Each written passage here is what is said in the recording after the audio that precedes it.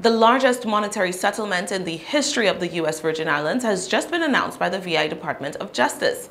On Wednesday, Attorney General Denise George announced the settlement, which tops $105 million with the estate of Jeffrey Epstein, the convicted sex offender whose U.S. VI properties were allegedly at the center of a vast and vile sex trafficking and abuse network. The settlement also includes co-defendants Darren Indyke, Richard Kahn, the co-executors of Epstein's estate, and 10 Epstein-created entities. Apart from the $105 million in cash, the VI government will also receive half of the proceeds from the sale of Little St. James, the island on which Epstein resided and where many of his crimes are alleged to have occurred. A further $80 million in economic development tax benefits Epstein and his co-defendants fraudulently obtained via the Southern Trust Company to fuel his criminal enterprises will also be returned to the USVI. The estate also agreed to pay $450,000 to remediate environmental damage around Great St. James, another Epstein-owned island, where the government found that the remains of centuries-old historical structures were razed to make room for Epstein's development. All the cash is expected to be paid over the course of no more than 1 year.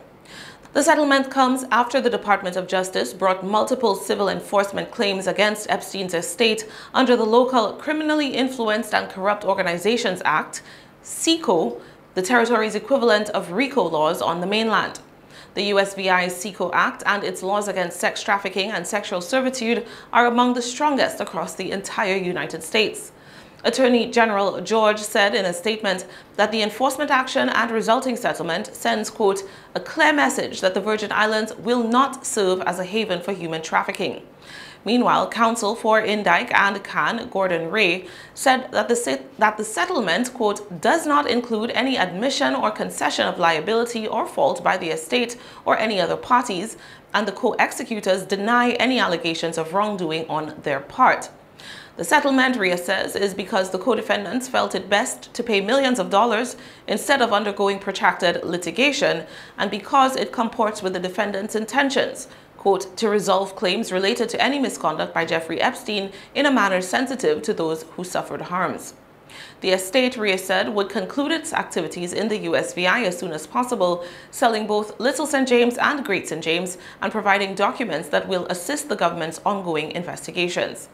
Some of the money from the settlement is earmarked for the VIDOJ to fund its operations, while the portion of funds directed to the government from the sale of Little St. James will be utilized to create a trust that will then fund projects, services, counseling programs, organizations, and activities that help Virgin Islands residents who are survivors of sexual assault, human trafficking, sexual misconduct, and child sexual abuse.